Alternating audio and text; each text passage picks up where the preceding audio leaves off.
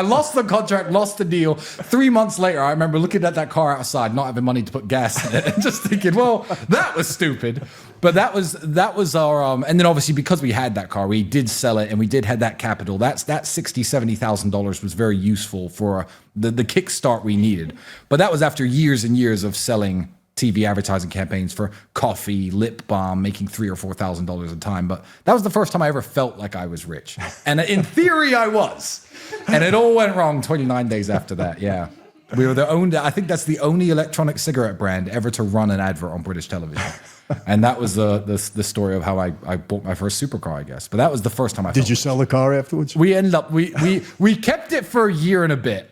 And we got to a point where we did, in fact, need to sell it. We needed to sell it.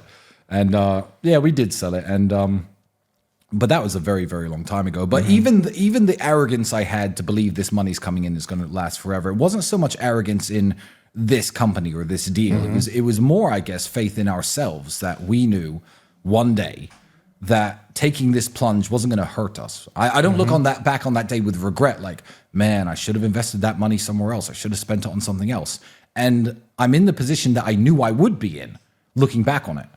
And now I've got 5 Aston Martins amongst 60 other cars. Like, it's not a thing to buy one anymore. And the joy is gone. I was going to say, what does it mean to you now to own those cars? It's super nice. It's really nice to buy those cars, and I enjoy them, and I love driving, and I'm a big motorsports guy, and I love driving my cars. However, no feeling will ever compare to on that relatively cold spring English day with the roof down with my brother driving that first ever Aston Martin back to our council estate in our bad neighborhood, knowing that we'd probably have to, fight off attackers at some point.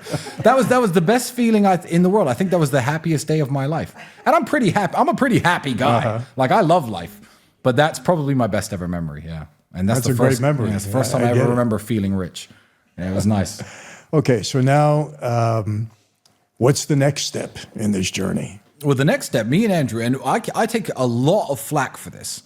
I take a lot of flack for this, and I always talk about it because I want people to understand exactly the industry that I got myself into.